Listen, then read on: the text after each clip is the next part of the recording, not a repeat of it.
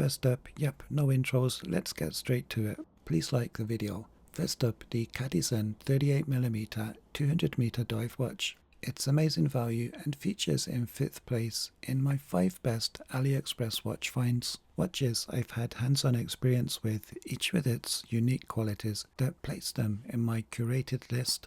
I'll put affiliate links to all 5 watches in the description. That means if you use them and buy something, I can earn a small fee at no extra cost to you. The Cadisen impresses with big specs, unbelievable value, and a desirable set of dimensions, as well as looking pretty awesome. Watch enthusiasts will recognize it as a homage watch to a more established dive watch, and it's a real stunner. That radial sunburst effect on the dial is a crowd pleaser. It has large applied baton indices that deliver good lume.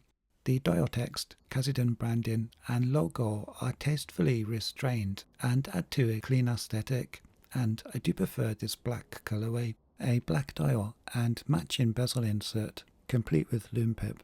Some wrist shots are incoming because it's really the dimensions that make this dive watch such a popular buy for many. I'll pop specs up on screen for each watch. This one has a 38mm case, rare for a dive watch, and ideal for those who usually find themselves left out by the typical dive watch proportions. Here's the watch on my 7¼ inch wrist. The bracelet is attractive, but I strongly advise getting it on the rubber strap for reasons I highlight in my full review. See the description for links to my full product reviews of each watch featured. Here's the watch on an aftermarket leather strap and an aftermarket FKM Tropic strap.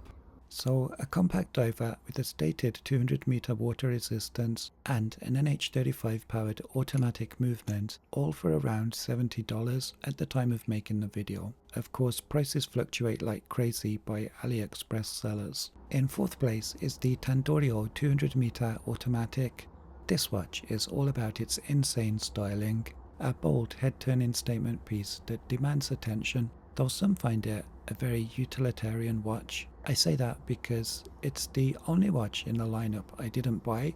Its owner kindly lent me the watch to take a look at, and I recall they had to clean paint off it and scrub it up a bit for me because they wear it as an everyday tool watch, which its robust stainless steel case and protective sapphire crystal certainly lend themselves to.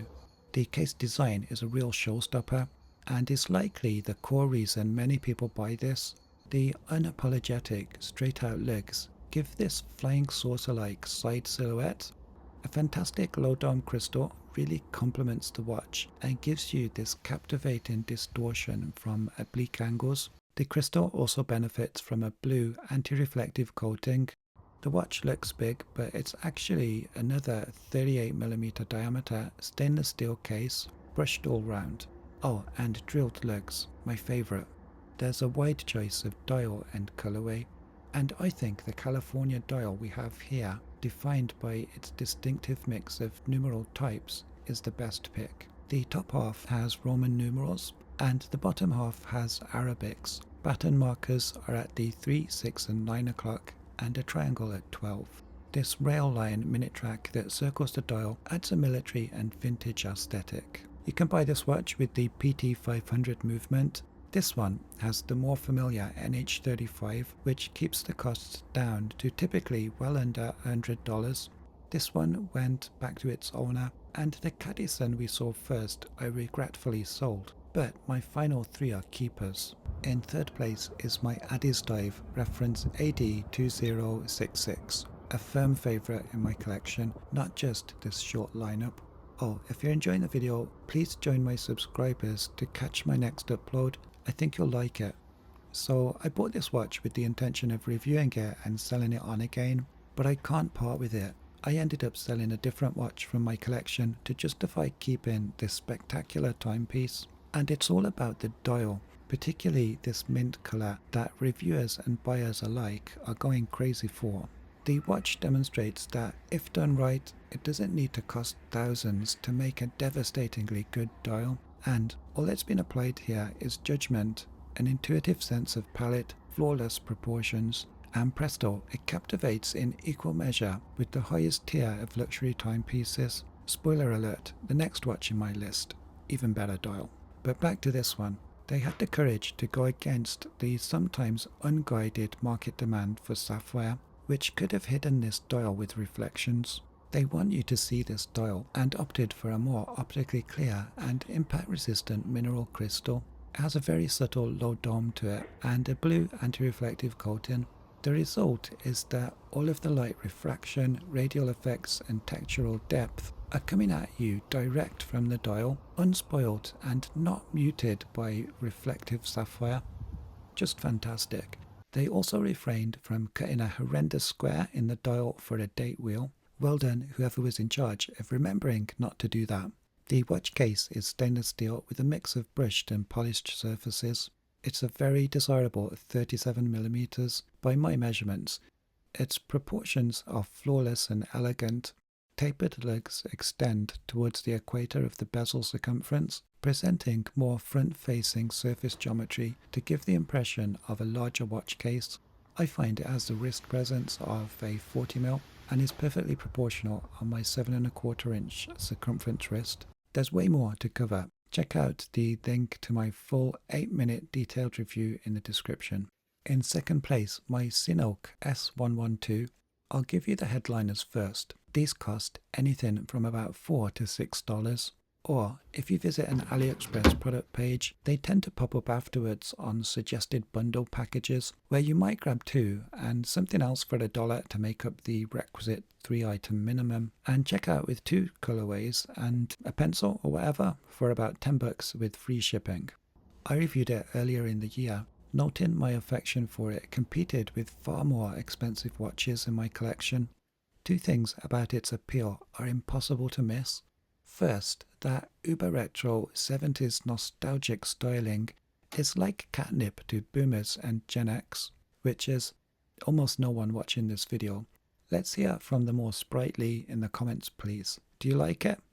This distinctive rounded square shape gives a nostalgic nod to those old tube-style television sets.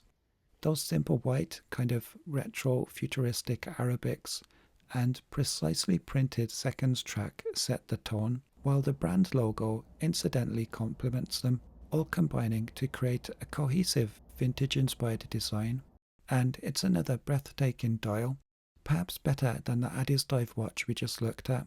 It's kind of a metallic linen look dial.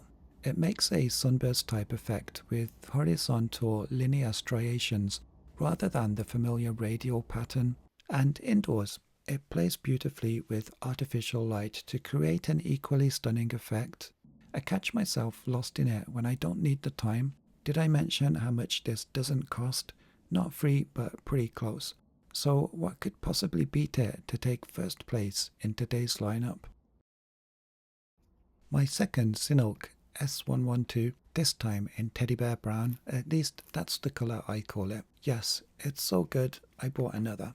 I could have saved money if I'd shipped them in the same order, but I didn't know I'd like it so much when I got this green one. I have other popular watches from Addiesdive, Steeldive, and from more brands on AliExpress that didn't make it on my list because I wanted to be true to my title and show my genuine best 5.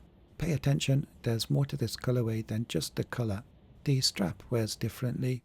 It's the same 20mm strap design as on the green watch, but it feels a bit rough and hard wearing, whereas the green strap has a suede feel and is softer and more flexible. I literally tear this watch down in my full review, where you can get all the specs and learn all my findings about this watch. Check the link in the description. Thanks for watching.